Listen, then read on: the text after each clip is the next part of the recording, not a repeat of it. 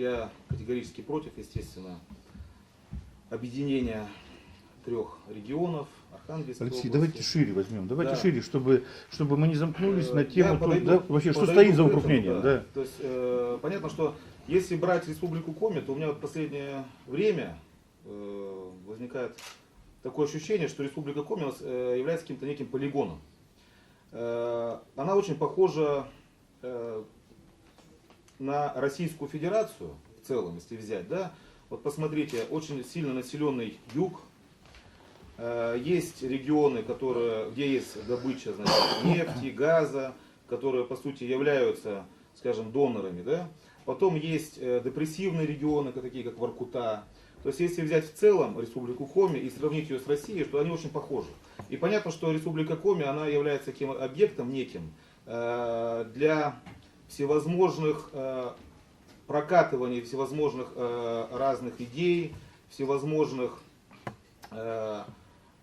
скажем так, инструментариев политических, социальных. Вот. И мы сейчас с вами напрямую видим, значит, как раз по укрупнению, почему, допустим, не заговорили о укрупнении там, на юге где-нибудь там, или в центре. Там, в принципе, все самодостаточно, там население по всему, допустим, тому же региону, допустим, взять Рязань или Краснодарский край, оно однородное в основном. Здесь же в Республике Коми у нас получается, можно ее разделить на 3 части. Еще раз говорю, что это юг, это центр и север. То есть они разные абсолютно. То есть, в принципе, это 3, по сути, региона разных, таких же, допустим, как там, не знаю, там Краснодарский край, там Якутия и там Калининград. Вот. Поэтому все то, что делается, оно не просто так. И господин Жириновский, который выдвинул эту идею по укрупнению регионов, по слиянию их там с другими областями Республики Коми, вот, он действует в рамках неких договоренностей, вот я как считаю, с Кремлем, с Единой Россией, потому что так оно должно быть через какое-то время. То есть сейчас у нас выборы в Госдуму, хотя сказали, что здесь вроде как нельзя об этом говорить. Нет, ты не сказал нельзя, можно, ради бога, просто как бы дайте шире. Понятно, что это пиар-ход, который под собой, скажем, несет очень большую нагрузку. То есть у нас потом впереди еще выборы президента, то есть они потом будут править нами 5 лет Госдума и 6 лет наш президент. Естественно, им нужны новые механизмы для, скажем так, крепкого управления с центра, чтобы было удобно, как они говорят. Потому что всегда удобно управлять там 3-4, допустим, там, заместителями, чем там, если у вас заместителей там, не знаю, 80, да, к примеру, как регионов сейчас. Вот, поэтому укрупнение будет продолжаться, демографический кризис, скажем так, дает о себе знать. Республика Коми уже потеряла почти что там четверть населения своего по сравнению с 91 годом там, или с 90-м. Вот. Поэтому я думаю, что это не то, что неизбежно. А те, кто сейчас находится у власти, они к этому идут целенаправленно. Потому что те вещи, которые говорит Жириновский, вот вспомните даже о войне в Грузии, то есть он ее предвещал за 2 года до взятия, скажем так, этих городов там, грузинских. То есть он говорил об этом, что надо бомбить Тбилиси, что надо заходить войсками значит, на территорию Грузии. Через 2 года то же самое произошло. Поэтому я думаю, что это так будет. Просто единственное, что нам нужно говорить сейчас о том, как этому противостоять. Я бы хотел бы, знаете, на что обратить внимание? Что очень часто, и тот же самый Жириновский, он выбрасывает как бы заведомо провокационный вот такой блок вопросов, где подразумевается, что это можно корректировать, ну как при обычной торговле, да, вот такую цену назову, а потом можно будет торговаться, отбивать. Мне кажется, что за проблемой укрупнения стоит следующее. Вы согласитесь, так сказать, со мной, что сегодня у власти люди находятся максимально рациональные, что в политике рацио стало гораздо больше, чем даже 10 лет назад, да? Я не говорю про более ранний период. Действительно, есть проблемы управления страной, в которой 83-89 субъектов федерации, и какие-то механизмы укрупнения нужны. Но есть и еще одна проблема. На самом деле, если взглянуть на карту только европейской части России, то мы с вами обнаружим, что, например, только в самом вообще, просто в центре, да, где Рязанская область, Владимирская, Ярославская, там появились десятки, сотни мостов. К чему это привело? Я знаю просто такие городки, например, Меленки в Рязанской области, например, Верея так сказать, в той же Ярославской области. Город 60-70 лет ездил на работу за 150 километров в один город. Мост построили, он стал ездить за 50 километров в другую область. Понимаете, что происходит в центре? Происходит из-за появления новых дорог, из-за появления новых коммуникаций, из-за нового заселения территорий, в том числе, кстати, с севера, когда выехал народ, сложился совершенно другой демографический и урбанизационный ландшафт в центре страны. Я допускаю, что это приводит к тому, что власть ставит вопрос оптимизировать границы, оптимизировать объединения какие-то, создать более крупные блоки. Это может быть связано абсолютно с рациональными моментами, абсолютно. Я не случайно вот на сайте 7 на 7 написал, если я буду сильно задерживать, скажите, да, что можно ведь иначе ставить вопрос, почему именно по старым границам должны укрупняться или разделяться. Если это вопрос модернизации и оптимизации управления страной, то наверняка вместе с вопросом укрупнения чуть позже будет сброшен и другой вопрос.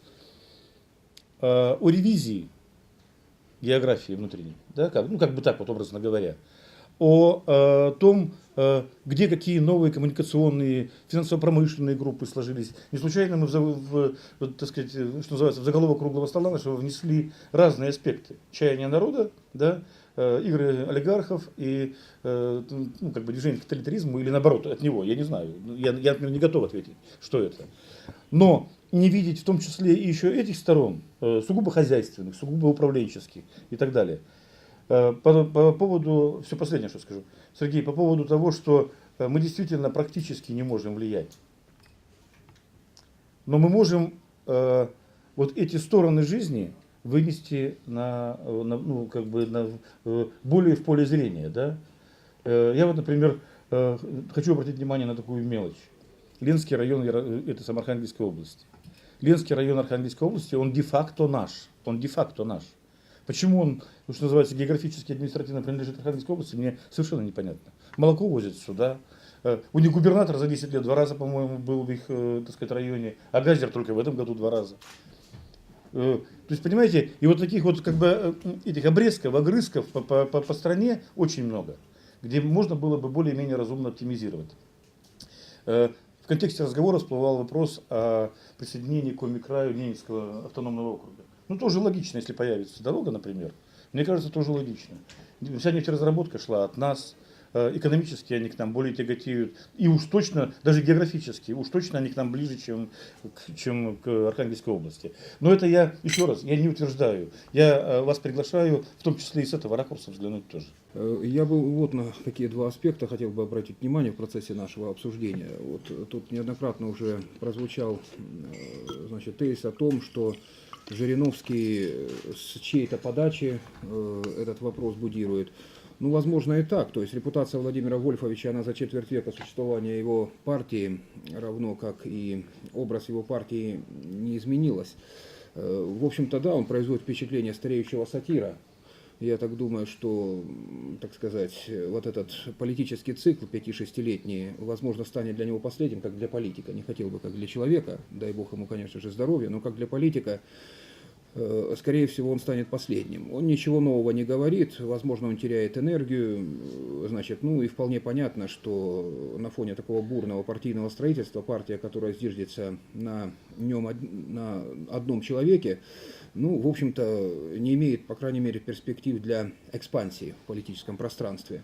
Но дело в том, что этот стареющий сатир, он, в общем-то, поднимает, тем более, если это происходит с чьей-то подачи, как тут прозвучало с подачи власть придержащих, какие-то проблемы, это, в общем-то, зондаж общественного мнения.